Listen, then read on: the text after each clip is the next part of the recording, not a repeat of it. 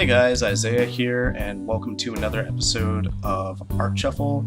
Today I've got an illustration of Bulma from the Dragon Ball series here, and I know this one's come out quite a bit later than usual, which is probably something you're going to get used to me saying, I guess. I said it last time. But we had the holidays this time around, and I took it a little bit easy on myself. But not only that, I've been working again on comics again, and I've been having a lot of fun with that. Back to work on my webcomic series Town and Tinies. And I'm wrapping up work on Help Wanted. I just actually got the rewrites yesterday for the last 3 pages of that project, so that's almost done. And to all of you who helped back me and David for Help Wanted, appreciate that. Thanks a lot for that. The book is finally reaching completion. I know that there have been delays on that between me having some bad pains in my drawing arm and then me getting sick, and it's just been 2016 has not been a great art year for me, but we're past all that. We're back to work on comics again, and I couldn't be more excited about that. And if you guys want to see videos of that kind of stuff, me working on Town, and I've got Fight School High School that I'm going to be working on soon with Matt Gordon, let me know. I know I've been trying to save the comic pages that I work on for the episodes of the single issue, but me and Steven have been not able to get together as often to be able to record those. So if you guys want to see that, it will definitely give me something to provide more updates with, because I'm working on the comics more than anything. And I can figure out a way to make that work and not really conflict with what I'm trying to do with Steven on the single issue. But just let me know if that's something you guys would be excited to do. But without further ado, to actually talk about the illustration that's going on here, once again, it's Bulma from Dragon Ball, in particular Dragon Ball Super. This is one of her outfits from that show. And she's quickly become one of my favorite characters in the series, so I knew that when I decided to do this marathon of Dragon Ball art cards, that Bulma was definitely someone that I wanted to draw. And I could not be more happier for that decision, because I really like the way that this illustration turns out. It's got a very, very fun color palette. As you can see here, there's a lot of blues, there's a lot of yellows going on, there's going to be the red of her scarf that really pops out really well, and of course the orange of the Dragon Balls just gives it this very fun vibe, this kind of summer bright day feeling.